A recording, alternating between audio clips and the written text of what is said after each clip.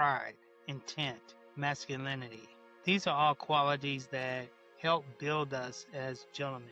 This is something that we as gentlemen have come to a crossroad, and we are having issues with establishing our masculinity and our intent as gentlemen. Today we're going to meet a young man who is a school teacher who dresses with intent. Every day he's in a suit. Every day he's dressing with intent. And the intent is reaching his students, whether it's cooking for them, dressing with a purpose.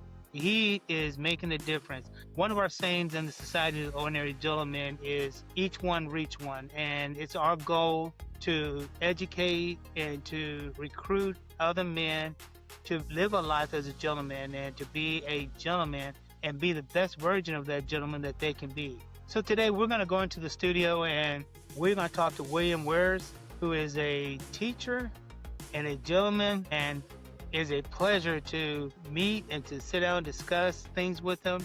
And I think that you're really going to be intrigued and you're going to gain some insight. And above all things, I think you're going to really enjoy this podcast. So let's go into the studio and let's sit and have a discussion with William Weirs on the Gentleman's Forum. Let's get started. Not every conversation needs to be loud. Not every disagreement needs to become hostile. And not every man is interested in spectacle. The Society of Ordinary Gentlemen exists for those who believe that courtesy still matters, that restraint is a strength, and that how one conducts himself, especially when it is inconvenient, is a measure of character. This is not a platform for self-promotion. It is a place for thoughtful discussion, mutual respect, and personal accountability. The Society of Ordinary Gentlemen is an online community with the mission of cultivating modern gentlemen by teaching skills, habits, and mindsets that elevate personal style, communication, health, and lifestyle through community, courses, and mentorship. Membership is open to adults willing to uphold these standards.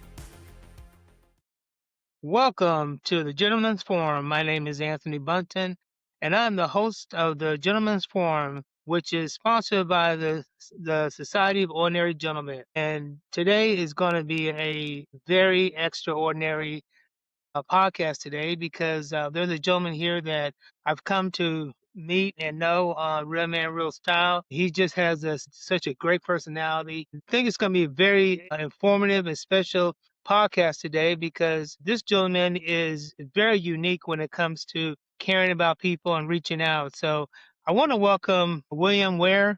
Is it Weirs? Weirs. Weirs, okay. My apologies. I want to welcome you to the podcast.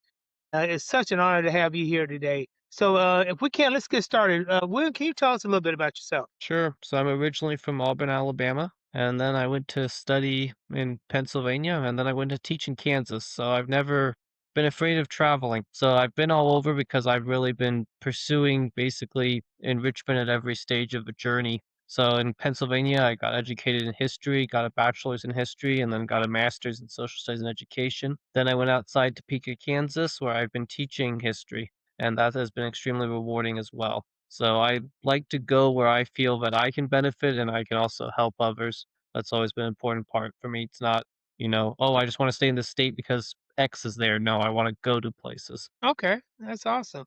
Now, for our viewers that are watching and listening, you are a teacher, correct? Correct. Okay. And are you teaching elementary, junior high? I teach basically 10 through 12 social studies. This upcoming year, I will be teaching AP Government, AP Euro, Race and Ethnic Relations, and the U.S. Civil War. That is amazing. I wanted to have you on this podcast because every time I've seen you, we've talked just here and there through the communities, and every time I see you, you're always in a suit. Is this something that you do every day, or is this just during school? What's your background on your journey as a gentleman? Sure. I wear a suit every day if I can, unless it's, the weekend. But if I go out, then I will go back into a suit. But if I just stay in my apartment, I do reserve the right to just wear a button-up shirt and pants. But I do not own a pair of sweats. This is something that causes much consternation amongst my kids. But then when my students, I should clarify, I call my students my kids. When I show up to school, sometimes on casual Friday, I might wear a leather jacket or a suede bomber, and the kids will usually give me a look of like, No, that's not the real Mr. Weird. You gotta change back. No. Or one time I did go to a senior graduation party and I was like, I'll just wear a nice short sleeve polo shirt. It's 95 degrees. I don't need to wear a full three-piece suit. And the student saw me and was like, you need to change back. Mm-mm. So it's kind of become ubiquitous with me at this point. But in terms of why I started wearing a suit, I would say there's two main factors. One is that my parents raised me on classical Hollywood films starring with things like Cary Grant or William Powell, these people who just exude style and sophistication that we don't see as much anymore. And I really kind of, seeing those at a young age, I think made a big impression on me. The other is I admit that in college, there were times where I was feeling really depressed and I wanted something that could make me feel happy and also give me some sort of purpose each day. And dressing well was one of those things that really helped me get through some tough times in college. It's so refreshing and amazing to see a gentleman as yourself that dresses with intention daily. I myself, I'm the same way. I wear a suit every day. Even on the weekends, if I'm going out somewhere, I always have some type of jacket with me, a sports coat, a blazer, or wearing a suit. And people ask me all the time, like, why do you always wear a suit? And for me, I like to look nice. And I tell people all the time, no matter what type of day I'm having, I still feel good about myself. And for me, as a Christian, believe in giving God my best, and so therefore, looking my best is a representation of my faith and my commitment. I like the fact that you don't let today's society sway you from dressing the way you do. And I'm glad you're here, William, because we have some questions that we have. This brings up so much different things. I'm glad you're here because I want to discuss these things with you. I personally believe that you said you grew up watching Cary Grant and a lot of these other actors and stuff. Me personally, I think I grew up in the wrong era. I'm like you. I wish I could. I would have loved to have been in like the 30s, 40s, 50s, 60s, early 70s. I personally think that the way people dress also affects the way they act. Because if you go back and look back in the 60s and 70s, people settle differences more differently. They carry themselves more differently. Nowadays, people don't dress with intent. They throw on sweats, they throw on sliders, hoodies, and I feel that it changes the mindset. They become non-caring, more militant, and wanting to resolve their problem with anger and violence. Which back then, yes, you had your mobs, you had the, but even then, it was more structured and it was just a different mentality. How do you feel about Well, I mean, obviously, I think there are ways we've come a long way societally since the 30s and 40s and 50s that I am very grateful that we have. At the same time, though, I do think that there is a decline in the love of words and the love of literate conversation that kind of relates to also the love of style. So I just think of, AI is something that I keep coming back to. I don't deny that AI has its functions. I'm sure it does, but I don't understand why people would prefer to read an AI summary than to read an actual book. That troubles me. Or even before that, there was, of course, Spark Notes where people would do that. And I think it all relates. I think that we need to be sure as a society that we don't just throw out everything when we move to something new. And I often think about this when it comes to films, because as I said, I love films. I love black and white films. I don't know why felt the need to just get rid of black and white cinema and then shift to only to color films, or get rid of silent films and shift only to sound films. And just like we should kick the racism and the sexism that was unfortunately far too pervasive in the 30s and 40s and 50s to the curb, doesn't mean we should kick aside the good parts of that era as well. So, for an example, I often think of is Walt Disney was an enormously problematic individual in numerous ways. But you know what he did do? He did create films of artistry like Fantasia or Bambi or the original Snow White. We can throw away some of his problematic ideas, but we could also take that artistry, that passion in our own lives. And that's one of the big things I think why I love history, because you get to learn about the problematic things, but you can also learn about people who lived thousands of years before you were alive and be inspired by them and take inspiration from them to become a better person. that? Is so true. For me, uh, starting in January, I wanted to start digitizing myself. I wanted to get more back into the analog lifestyle. Like you said, there's nothing wrong with certain things. I didn't want, it got to the point where I was relying on my phone for everything, scheduling, basically everything. Since January, I've gone back to carrying a notepad, a notebook in my pocket. I've gone back to writing in cursive, using the fountain pen, reading more. I'd rather have a actual book in my hand. And something about the feel and the just having an actual book than rather than an audio book. And that's just me. But I'm like you. I think that there are some good things in the past that we should carry on and kept. And yeah, there's some things that needed to be changed. But I have an issue with everybody using AI for everything. And it's gotten to the point now where people don't even think for themselves anymore. They don't communicate. They'll sit there and text each other or email each other, which, in my opinion, I think it's a way of hiding behind AI because people say more things that they would say to somebody's face. Rude, insensitive comments that if they're doing it face to face, they probably might not would say this. And so I think that it's a communication problem. And I love the fact that, William, that you dress the way you do, the way you carry yourself, and the influence that you have on today's students. How does that reflect in your school?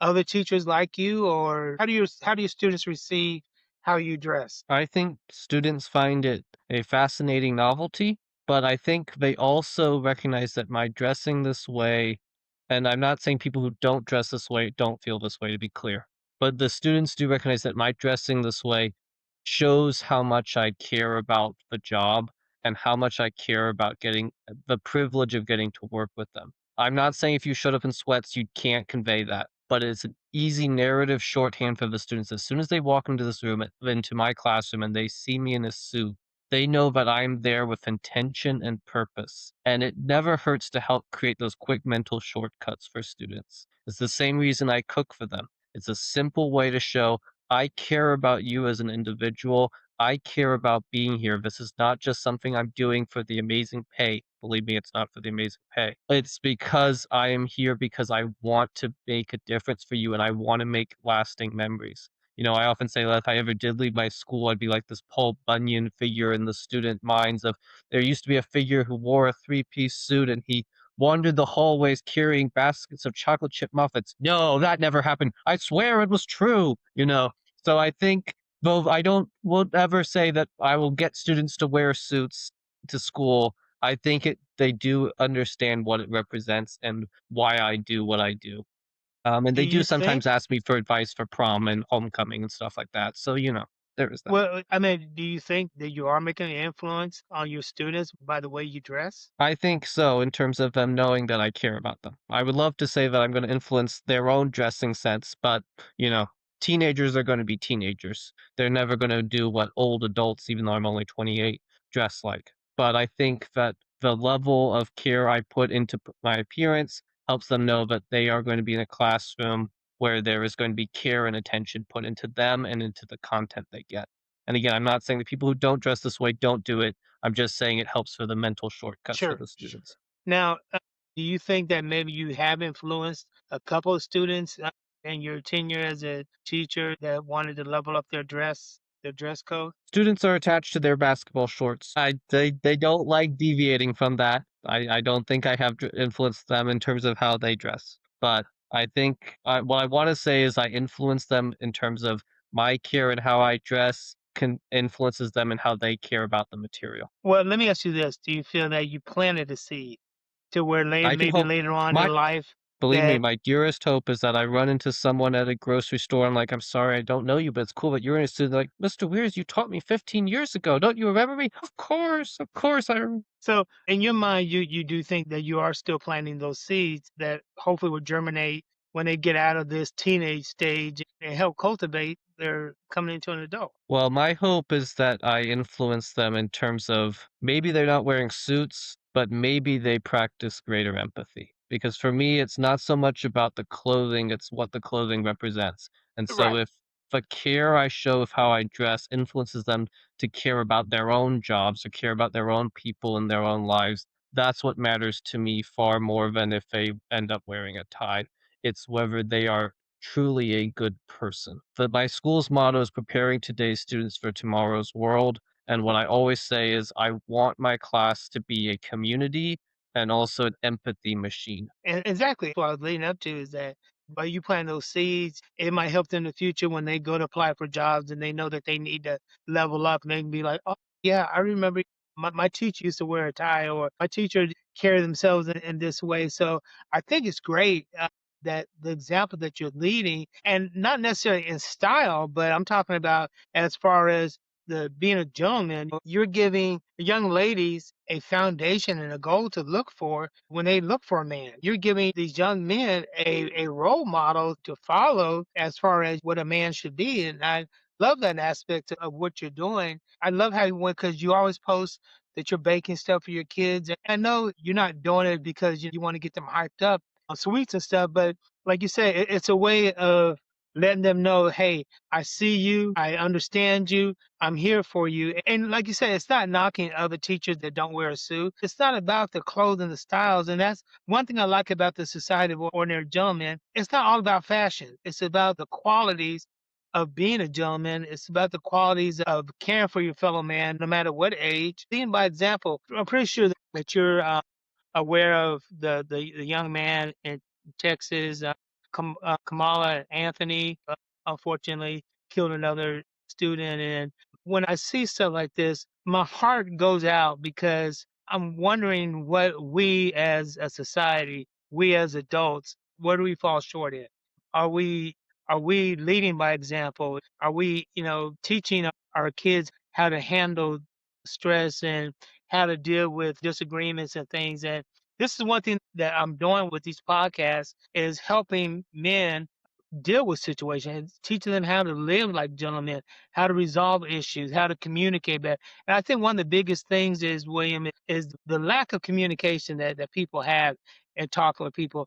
And I'm pretty sure that you as a teacher, you see this a lot, where kids resort to their phones for everything. I had my daughter when she was like 15 or 16. I was in the living room and she was in her room, and she had just got her phone. Instead of coming in and talk to me, she sent me this text, and I like went through the roof. I'm like, if you don't get up, come in here and talk to me, I'm taking that phone away, because I think communication is important. And I mean, do you find that kids nowadays hide behind the tablets and the phones, and they're losing their ability to have decent communication with each other, and resorting to slang terminology as opposed to using proper grammar? Well, it's not just kids. Yeah. That's the truly Well, sad I thing, mean, yeah, because you're right. the You're kids right. who were raised by screens are now having their own kids, and so it's a vicious circle. What I would say the main thing that I get extremely frustrated by is because we have a pretty strict phone policy at my school. It's getting even stricter because of the new laws passed by the Kansas legislature. But but regardless, the thing that frustrates me the most, honestly, is when we're having a class discussion. Kids have trouble understanding that when other students are talking, that is not a time for you to just shut them out. You need to practice that active listening to what other people are saying. You cannot just be having a little mini conversation when someone is making a point. And it's a very frustrating thing for me because none of us want to be interrupted. None of us want that. And yet people are so quick to do that, to just go like, okay, well, that person's talking, so I'm just going to retreat into my own world or chat with my friend at the table next to me. And I'd say to the kids, I don't like this. This is one of the few things that can get really angry in the classroom because you're essentially doing, and this also relates to getting on devices, is you are silencing the humanity of another person. And that is something we simply cannot do as a society if we are expected to thrive and function. We have to embrace one another's humanities and we have to listen. It does not mean we have to agree with everything. And as I tell the students this, there are times when I hear things you say that I want to yell and interrupt you, but I don't. Why? Because I recognize that you have a humanity and I value your voice. I might disagree with it, but I still value your ability to say it. And so I think that is really what we need to get to. It's not just about the devices, it is about recognizing our fellow humanity with one another. And because of that, do you feel that people have lost that ability? I reason I say it because I've done a couple podcasts previously on the art of communication and speaking as a gentleman. When people start talking, most of the time people quit listening. They start preparing their response or their defense, and then I listen to the whole conversation. I think this is where a lot of arguments increase, because they didn't listen to the whole thing. They caught their first tidbit, and now they don't shut down, like you said, and their mind has gone the other direction of building their response or building their defense. Do you see this more even in the school systems and stuff, that people are not communicating properly, not listening properly. It even comes just teachers, adults, just in general, that we're not showing empathy toward each other. We're not really listening to each other, and we're tuning each other out. That communication lack has gotten worse than over the years. Do you feel that this is happening? There are definitely times where I see what I call bunker mentality, where students retreat into their own paradigm and they will not deviate from it. It's why it's really important for me as a teacher to always be representing both sides of what we're arguing. And often I will try to model when I have conflicting views, to help the students understand that it's okay to say, I'm not sure. You don't have to have a definitive opinion on everything. You can just recognize, like, you made a good point. I still feel this way, but then I also understand that if this happened, I could have a different point, and I'll use the death penalty as an example, and I talk to the kids about this when we debate that. I personally am somebody who does not think there is a humane way to execute someone. Lethal injection has been akin to slowly drowning. The electric chair was not very humane either. Guillotine, not great. At the same time, if somebody came into my classroom and shot my students, and I was the only survivor of a mass school shooting, which is something I worry about constantly as a teacher. I think all teachers do. Perhaps I would suddenly feel completely differently about the death penalty. And so I am a mess of contradictions at times too, and that's okay.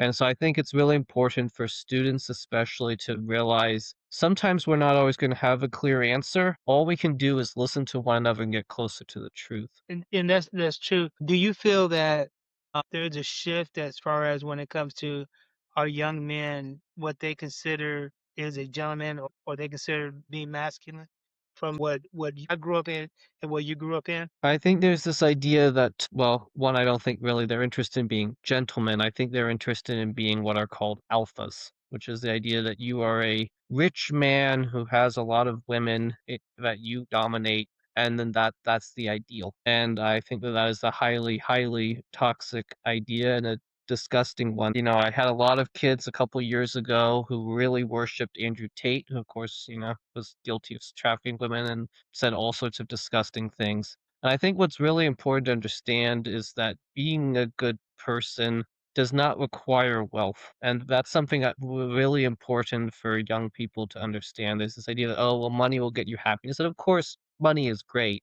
I've heard, I'm a teacher. Again, I don't really know. But, I think the biggest gentleman that I watched every year was George Bailey from It's a Wonderful Life, somebody who was extremely poor, but it didn't matter because of what he was doing for other people. And so it's really important that we get young men to shift from thinking, oh, we need to be alphas where we're the top dog in the room, to thinking, how can we better enable our community? How can we go from let's be the toxic alpha male to instead being the person who is willing to sacrifice himself for the community? I think that that's really important. And when we were talking about the past generations, again, there were problems with the past generations, but the reason the greatest generation was called the greatest generation was because of the sacrifice they put on the line to defeat fascism. I'm glad that, my students don't have to worry about being drafted to serve in the military, especially with current wars going on. But I think there is something to be said about that willingness to sacrifice yourself for a greater good that we want young men and young women to come back to. It is not just about personal advancement, it's about the advancement of society as well. You're so correct in this. And for me, I'm like you, I wear suits every day. But I also feel that our young people, they idolize actors and athletes and stuff, and they see these actors and athletes with these, nice clothes and things, and so if I'm walking around now, I'm in sliders and sweats, and I'm sitting there saying, "Oh yeah, I'm blessed, I'm happy." Which one are they gonna lean toward? Are they gonna lean towards this actor or this athlete who's dressed nice, or they're gonna look towards me in sweats and hoodies, and I'm sitting there saying, "Oh yeah, I'm doing well." I think we as adults have to represent and let these kids know that yes, and like again, it's not about clothing; it's about the intention behind it. It's about the work ethics that we do, and it's hard for us to try to, in my opinion, to try to teach proper work ethics and proper customs of being a gentleman and stuff if I'm gonna walk around looking like crap and not caring about what the other person thinks or what the other person feels. So for me, I'm in the process of building the junior society of Ordinary Gentlemen, which is going to be for young men 14 to 18 to help groom them into being gentlemen. And I think so. This right here plays a big part of how I'm going to reach them is by letting them know it has nothing to do with wearing a suit every day. It has to do with respecting myself, respecting my family, respecting my community, and dressing for that. Do you feel the same way? Yes. And I mean, one of the big things I emphasize with the kids is the golden rule, which I thought was a simple concept, but the kids often have never heard of the golden rule before, despite most of them going to church every Sunday. And so I think that that is definitely a key thing. You want them to think beyond themselves. And obviously, teenagers will have a degree of narcissism. Their brains are not developed like ours are. That is undeniably true. But I also don't think we should just use that as a crutch to go, "Boys will be boys" is one of my most hated sayings in all of the English vernacular. I think it just encourages toxic behavior. Yeah, and I agree with that. I think that we tend to want to make excuses and categorize their behavior, and not just the kids, but even the adults. Do you think that a lot of this has to do with confidence in themselves because I see a lot of kids, they're kind of like ducks, they see one person doing something and they like follow suit behind it. And I think a lot of it has to do with the lack of confidence that they have in themselves. What do you think as a gentleman, building confidence in yourself? Do you think it's important when you're growing up and stuff, especially as a teenager and getting into young adult, by having confidence and building confidence in yourself? I think the most important thing to do is to discover that talent is fun. And that might sound simple, but the idea really is that you want to find talent in doing something. Talent and a purpose go hand in hand. I was somebody who was always talented at history, and that gave me a purpose. Even when I was at my most depressed, I was like, well, I'm good at this. I can do this. But there's an idea right now in our society that working hard and developing talent is worthless in some areas. You know, we see this with the decline of humanities programs nationwide or really worldwide. I saw that China cut 1,100 humanities programs. And so then as a result, it becomes more about computers. And again, I'm not saying that there isn't a value in computers, but does that really develop the talent and purpose? Does programming something or playing a video game really give one the same talent and purpose as, say, learning about history or reading a poem or doing those things? So I think you want to instill into the kids, find your talent and develop it. And it should be a talent that also gives you purpose and gives you joy. It kind of goes in hand in hand with what I've often heard, and genuinely believe you should work a job that doesn't feel like a job. Yes, and I agree with that. Also, like for my journey as being a gentleman, I started my journey about 4 or 5 years ago. It's to me, I something I put on in the morning, I take off. It's a lifestyle changing. How I talk, how I dress, how I carry myself. It's just a whole lifestyle, and it's not just something that I do when people are around. It's a 24-hour day, 7 days a week. Do you feel that this is something people lack nowadays? Because we and I was talking to one of the other gentlemen on the other podcast. You can always tell when somebody's not used to wearing a suit because we go to a lot of conferences and business type things, and you can always tell because they got this one person in a suit and they still have the stitching on the jacket tails or it doesn't fit right. And you can tell that they feel uncomfortable. And even like, and I'm pretty sure yourself, I'm sure you experienced this yourself that you go to a place, a person that feels uncomfortable about what they're wearing because they start tugging at their clothes, they try to tuck their shirt into their sweats. So my question is, do you feel it's also important that being a gentleman and being on this journey is a lifestyle and not just you do when other people around? This is like for me when I'm at home, even if I'm by myself, I set the table. Just like if and even if I go out to eat at a restaurant, I get my fork, knife, and spoon. Do you think that this is a habit that even our young people need to start practicing as being intentional in everything that they do? Well, this reminds me of the famous story of how when Sean Connery was cast as James Bond, he slept in his suits so that he would be fully comfortable in them. And I think there's definitely truth to that. I think of how my mom would never pass me a plate of food if I didn't say please, whether I was out at the finest dining restaurant or we were eating old leftover hamburgers. And I think there is truth to that, that you should always try your best to be well mannered. Are there obviously going to be changes when you're at home? Sure. But, one of the things I do is there's some people who have the mindset that once you leave your workplace, you don't have to check your email.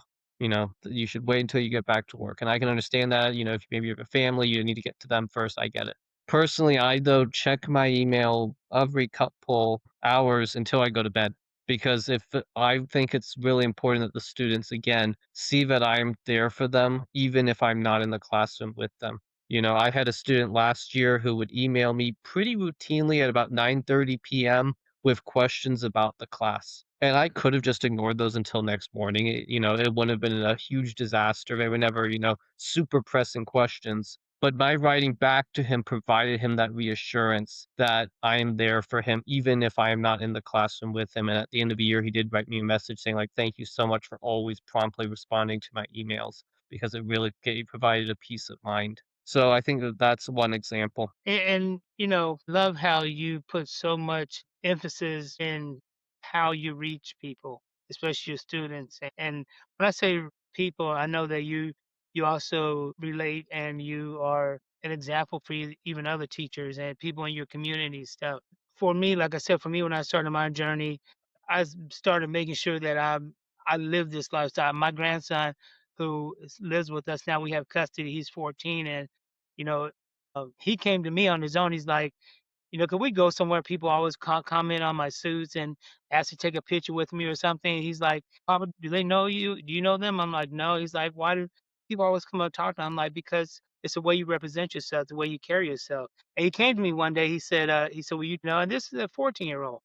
And so I saw you in Real Men, Real Style, and I started following you and stuff. And I can just see how you have a impact on your students and the people around you, the people in your community. And so, and this is one of the questions I want to ask you. What are your thoughts on being respected in the community and in your workplace, which would be in the school? Do you find that people look up to you? Because like I tell people, and I was talking to a gentleman the other day about this, and that when you dress with intent and you carry yourself with an authority, people are going to look to you for answers. Your students, I'm pretty sure they probably come to you before they come to some of the other teachers. And it's not because you're saying you're better than anybody else, but when they look at you and they see the way you're dressed, they look at you as somebody that has answers that they need, has instructions that they need. Do you feel that that's the case? Do you feel that when we dress it for intent, people notice that in our communities and in our workplace? I think so.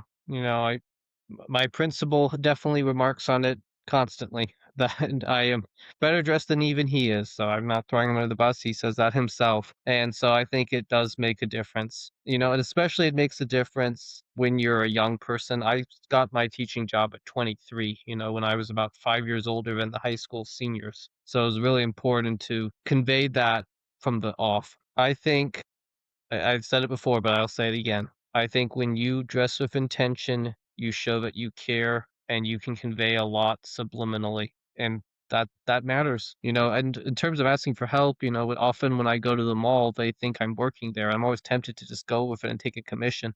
But, it matters. Or so one time I was at an airport, somebody was asking me for help. So how you dress definitely does convey things that I think matter. The important thing, though, is don't just dress for that attention. Dress because you wanna be able to actually meaningfully make a difference. If you dress like a peacock and somebody had asked you for help and you're like, "Oh, I can't help you," you're not really caring about how you dress, you're caring about how you come across. I think there's a difference. You are so correct in this because a while back, I was just curious one day. I was leaving work and I was getting to it's coming up on the intersection. I work downtown in Memphis, Tennessee. There is a group of people and not bringing race or anything, but just to show a point. But it was like 15 white people sitting there, and they're at the red light, and there was a no walking, and then there was a young black guy had on his pants were sagging, had on this looked like a Mr. T starter kit, all these little gold chains hanging. And I'm walking as I get to the intersection, I'm watching them, and notice that when he gets to the intersection, he looks, well, no cars, he starts walking across on red, and everybody just kind of stood there. So just out of curiosity, I have a suit on. I have a briefcase in my hand. I get to the light still red. I look, maybe wasn't no car, and I started walking across. And as I started walking across, and I normally I don't do this, but I was just curious. But when I look back, every single one of those people were following me. And so it just goes to show that they looked at him as like, I don't know what this guy's crazy. But when they saw me do it, they're like, well, this is somebody that obviously knows what they're doing and has some type of leadership or some type of authority. And they were following me. Not saying that I'm better than anybody else, but I'm agreeing with you that it does display intent. And if you're going to dress like that, it's more than just like you said, looking that way. It's being that type of person, being that person that, not saying you have to have all the answers, but being able to be willing to help somebody and say, yes, I don't. And I'm pretty sure people come up to you and ask you like, look, I don't work here, but I'm pretty sure if you know the answer, you're going to try to help them out. You're not going to say, hey, none of my business. This is part of the intent of being a gentleman, is being able to identify and to relate and to want to help people. It goes back to what I was saying in the beginning, William, that I just think that because the way I see people dressing and non-caring, I think it also affects how they think about things. Not my business type attitude. I don't want to get involved. But I know for me, when I'm dressed like this, I know I stand out. So therefore, I want to give the best version of myself when I'm out there because, I mean, let's face it, me and you, if we go rob a bank, it's not going to be hard to identify us.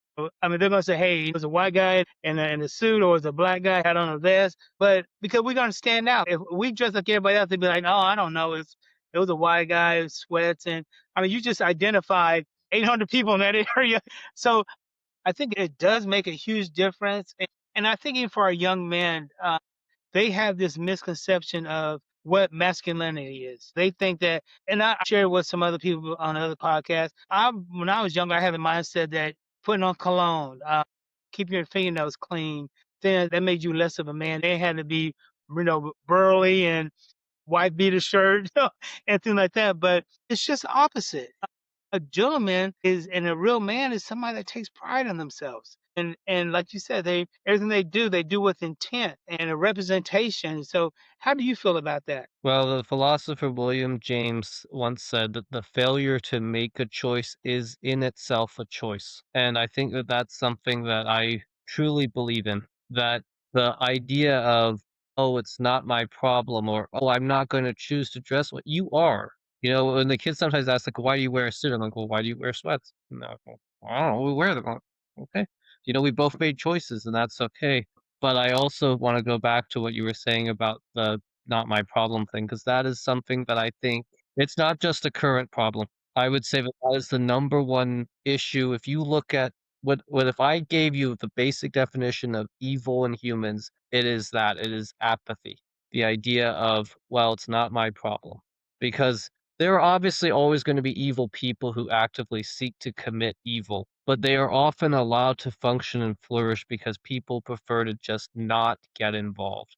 I was reading this the other day about two police officers who decided not to get involved in a case of where they actually were able to potentially, if they'd wanted to, save the victim of Jeffrey Dahmer, and they didn't get involved.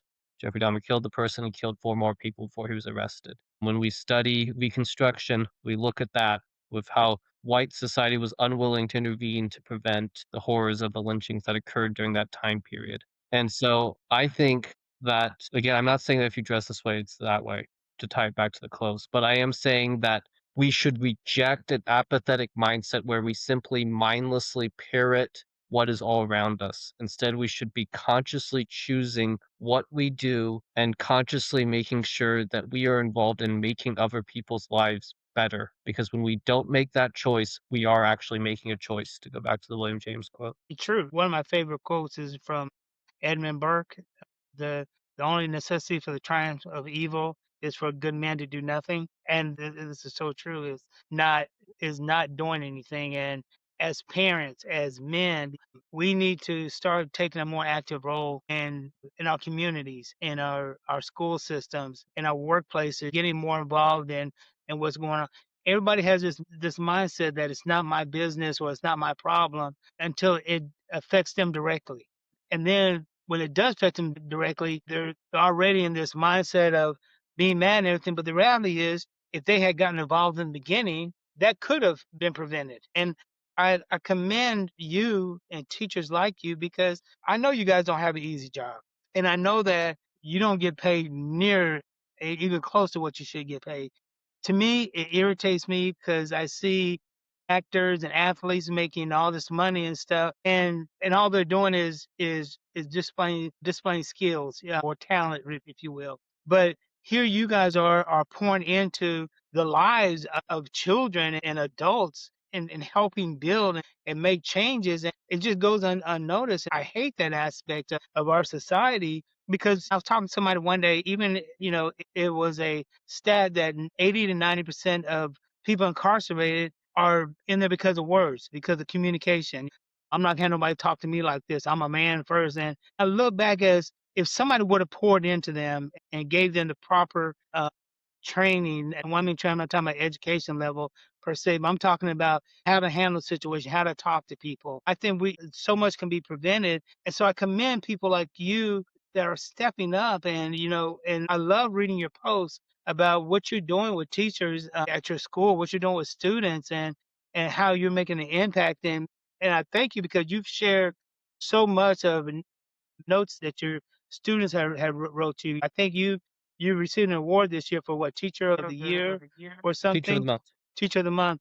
So you're making a impact, and yes, I love the fact that your suit said you. I mean, you got some amazing suits, and because I mean, I'm constantly writing, making notes and stuff. But when I say that, it's not because of the suit. It's the intent that you put behind it. That you take the time every day to dress for your students, to cook for your students, to because I was reading your post, I guess at the end of the school year, and you bought some more books because you're going to be teaching AP this year, and you're like you're going to dive into these books and stuff. And I'm sitting there thinking, this is a man that is not just teaching because he's for a paycheck, but he's teaching because he's pouring into the lives of these young people. And this what drives me to push for the Junior Society of Ordinary Gentlemen because I want to be that same type of person. I want to impart into these young people the qualities of being a young man, how to respect a woman, how to respect each other, how to be productive in society. You know, I'm even working with some men that have been incarcerated and gotten out and letting them know that, hey, you can change, how people perceive you. So one of the podcasts that I did is how you can. And I shared this with some people before that I dealt with a gentleman that was trying to get a job as a felon, and he was having a hard time getting a job. And I told him to go to Goodwill and buy a blazer because he had a job interview at McDonald's, and he was just trying to get a job as a line cook. But because he went in with a blazer, he ended up getting a job as a supervisor. And he That's right. was amazed. And I'm like, because it's intent that you're showing them, hey, I can handle whatever that you're offering me as a position. And I love the fact that you are helping so many people do this. And I want to thank you, Wayne, for what you're doing. And if you don't mind, I would love for you to come back again on some other podcasts and share with us some more about your philosophy on teaching and things like that. And I would love to talk to you more about being a gentleman and how you can help some of these younger students that are going to graduate or in their 11th and 12th grade year, and how we as men can help prepare them. So before we end this podcast, if you can just spend a few minutes and just from your heart, just talk to our viewers about your experience on your journey as being a gentleman, and how it affected you and how you feel that it can help others. Well, first of all, thank you for the kind words. They mean a lot. I really appreciate it. Truly. I would say that the most important thing to know is that change can always happen. I know that when I was young, I sometimes felt like, oh, I am stuck in this state. I am never going to get out of this. I'm trapped. But you can always affect change if you are willing to put in the work and the effort and the care. And I will use teaching as an example. I was pretty successful my first year as a teacher, as teachers go. The kids didn't hate me or anything. I didn't have any mass revolutions, no guillotines were sharpened, so that was all good. But I really came to realize over my second year that though I was doing a functional job, I didn't want to just do a functional job. That if I was going to be here, I really needed to do more than that. And one of the things I really started emphasizing was having the kids craft personal narratives about their lives. And my reading those personal narratives really allowed me to get to know the students on a whole nother level beyond just face in the classroom. And I mean, I admit I sometimes look back at my first year of guilt because there were probably students who had just as difficult personal lives as I read about the students I'm currently teaching who I might have just dismissed. And I feel awful about that. You know, there's one kid in specifically who comes to mind who told me that, you know, he didn't have a father and I didn't follow up with that enough and I should have done more to help him.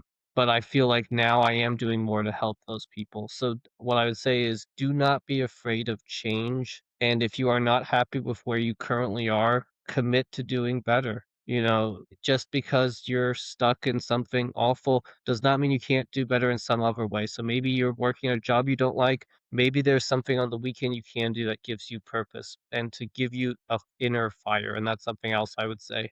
Develop an inner fire that you can reach to even when things seem bleakest. For me, it's the knowledge of history that I'm constantly trying to develop and doing something for the students. I know there are days where I'm like, I don't even want to get out of bed. I might be suffering with some depression, but I'm like, you know what? I need to get out of bed so I can make chocolate cake for my students. That is my inner fire. Find that for yourself, and your life will always be illuminated. Those are such great words, Williams. And I want to thank you for coming on to the Gentlemen's Forum. And gentlemen, I want to encourage you that you can be the best version of yourself that you can.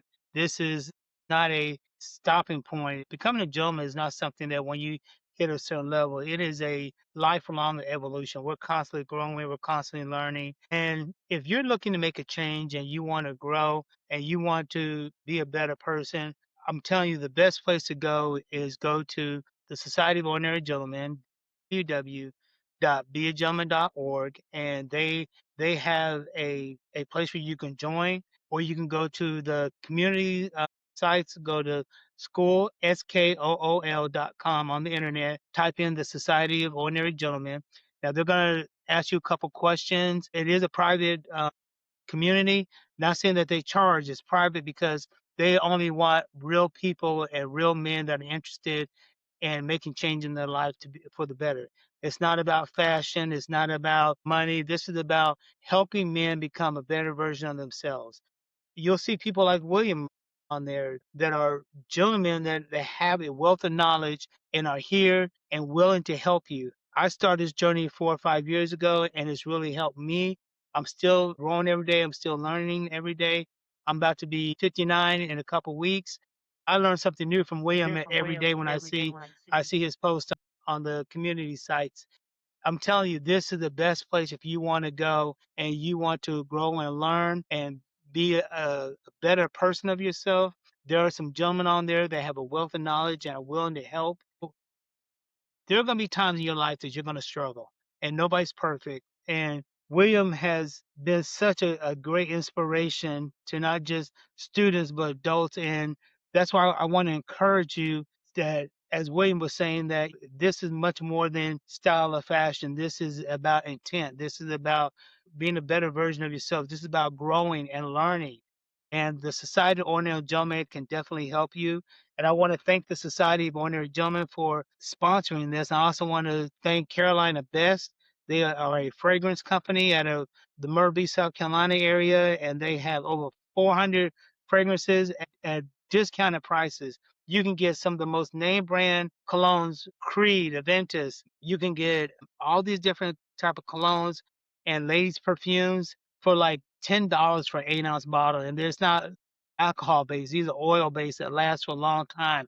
And they have partnered with us and along with the Society of Ordinary Gentlemen to help us create these podcasts because we want to continue to reach men. We want to continue to reach young gentlemen. We are going to start the Junior Society of Ordinary Gentlemen.